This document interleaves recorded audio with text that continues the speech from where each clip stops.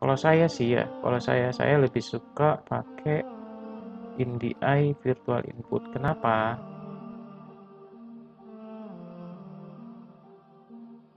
Bismillahirrahmanirrahim. Assalamualaikum warahmatullahi wabarakatuh. Jadi ada dua cara untuk menjadikan output Vmic ini sebagai inputan kamera buat zoom. Cara yang pertama, ini yang paling umum.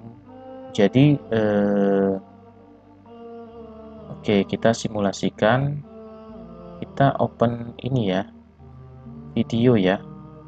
Video itu kan simulasi untuk apa namanya?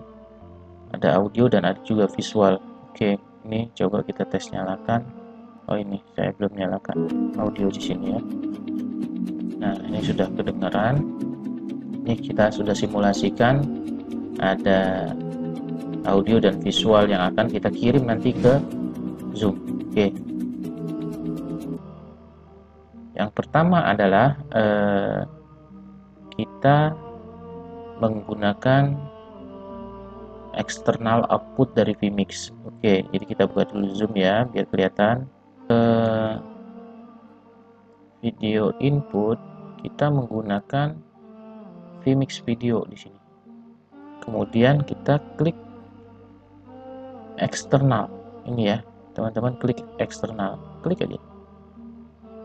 Ya, klik Vmix. Nah, udah muncul langsung. Ini ketika kita play di sini play di Zoom juga akan sama. Kemudian ini adalah cara yang pertama. Kalau cara seperti ini, output dari Vmix itu ditelan mentah-mentah sama si Zoom. Misalnya kita settingan awalnya seperti ini ya, display output size-nya 1280 kali 720. Nah, ini yang kadang-kadang kita nggak tahu nih. Kita setting awal kita kadang-kadang suka lupa. Kadang-kadang kita pakainya HD, kadang-kadang kita pakainya Full HD. Jadi kalau cara yang pertama ini benar-benar ngikutin settingan awal dari si Vmix. Settingan awal Vmix itu misalnya kita settingnya di awal itu 720, ya udah dia akan ikut 720. Kalau kita setting awal misalnya pakai 1080 Full HD, nanti si yang di capture oleh Zoom ya sama segini gitu loh. Nah, untuk merubah di jalan itu biasanya kalau Vmix misalnya awalnya 720 gitu ya, terus kita rubah ke 180, ini nanti biasanya seperti ini, minta restart ya, minta restart. Nah, itu cara yang pertama ya, cara yang pertama ya. Ada cara yang kedua. Cara yang kedua, kita nggak pakai eksternal output dari Vmix, kita pakainya virtual input dari NDI. Jadi kalau virtual input dari NDI di settingan sini, cara yang kedua ya guys ya, cara yang kedua ini output NDI ini kita klik. Nah, ini defaultnya itu tadinya begini nih, defaultnya itu off, kemudian kita on kan ya. Oke. Nah, kemudian di Zoom kita nggak pakai ini lagi, ini videonya, sorry, di videonya kita nggak pakai Vmix video, tapi kita pakai NDI, pakainya NDI.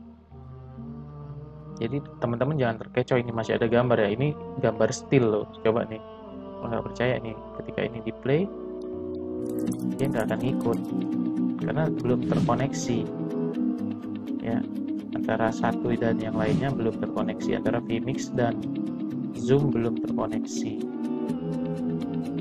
Oke, terus gimana mengkoneksikannya? Nah, untuk mengkoneksikannya kita perlu aktifkan virtual input.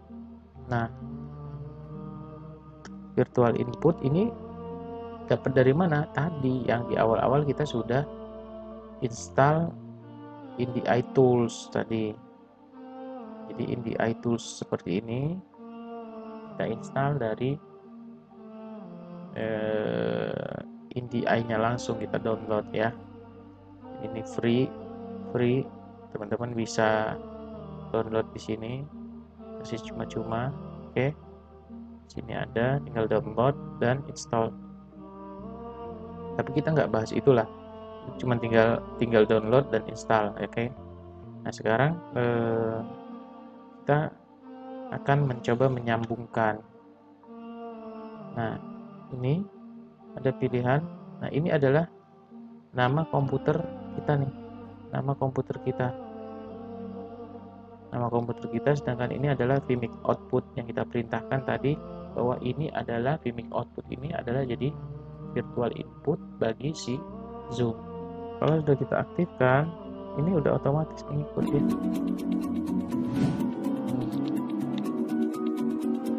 Seperti itu.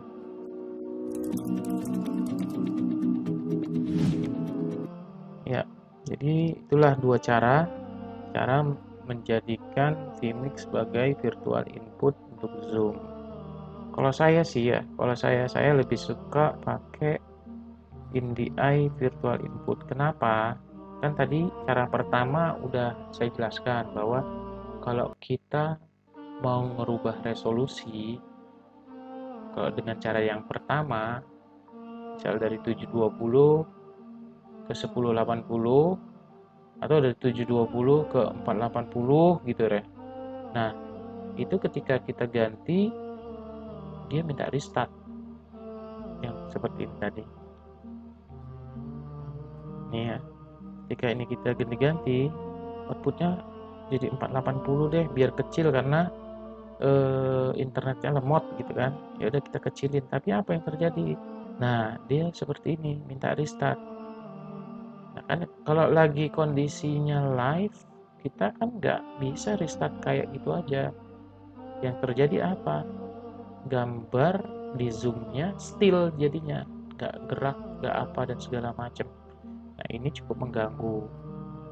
Jadi saya sih berusaha menghindari yang seperti itu. Jadi kelebihan yang cara yang kedua tadi pakai InDI ini, dia punya kelebihan, kita bisa atur di sini tanpa harus merestart nih. Jadi begitu koneksi bagus, kita bisa aja pakai ini 1080.